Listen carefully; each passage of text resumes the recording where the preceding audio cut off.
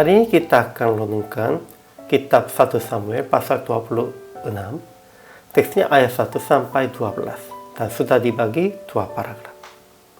Paragraf yang pertama ayat 1 sampai 6, Saul turun ke padang gurun Zif dengan 3.000 orang untuk mencari Daud.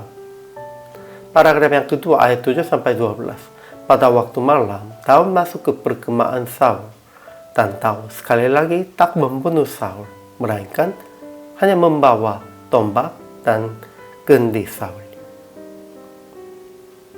Kesimpulannya, penduduk Zif berkata kepada Saul, Daud menyembunyikan diri di bukit Hakila di padang belantara.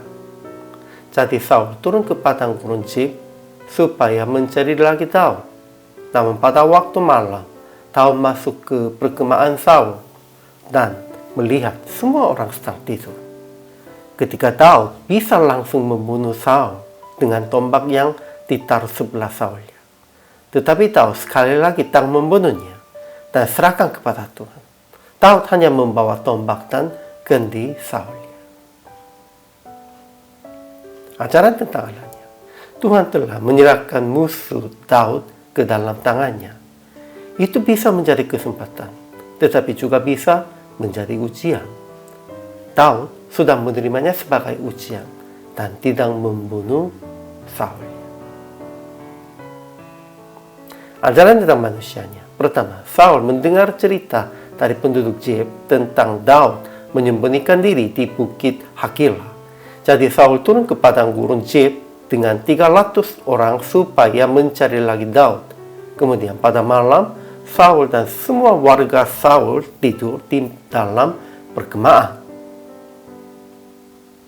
Kedua, pada waktu malam, Daud masuk ke perkemahan Saul dengan Abisai. Ketika mereka melihat bahwa semua orang sedang tidur, tetapi Daud tidak menerima saran Abisai yang izinkannya untuk menancapkan Saul ke tanah dengan tombak. Daud berkata, Tuhan akan membunuh dia, entah karena sampai ajalnya dan ia mati. Tuhan menjauhkan daripadaku untuk menjamah orang yang diurapi Tuhan. Kemudian Daud hanya membawa tombak dan kendi Saul. Aplikasi hari ini. Pertama, jangan mengganggu orang yang benar, sekalipun tidak baik hubungan dengan Anda.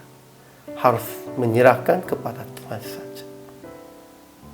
Kedua, jangan menghakimi atau menghukum dengan tangan pribadi. Percaya bahwa Tuhan menghukum mereka yang berbuat jahat. Pasti. Ketiga, mengatasi ujian dengan memikirkan hati Tuhan. Ya, kalau berpikir itu kesempatan atau ujian, harus diam-diam dan harus mendengar suara Tuhan. Inilah ujian atau kesempatan. Kita harus membedakan itu. Akhirnya apa yang praktek hari ini? Tolonglah ujian yang membalaskan dendam dengan tangan pribadi.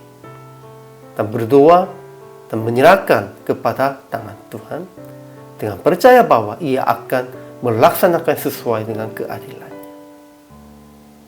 Kalau harus tumpah darahnya, itu sebagai ujian. Tuhan jangan berkata tentang itu. Kalau kita harus membunuh siapa, Tuhan pasti akan memberitakan dengan jelas. Sekalipun ada kesempatan, tidak boleh mengikutinya itu sebagai kesempatan. Biasanya menjadi ujian. Konsentrasi kepada Tuhan dan mendengar suara Tuhan. Inilah kehidupan orang percaya. Hari ini juga selama melayani, Tuhan Yesus memberkati.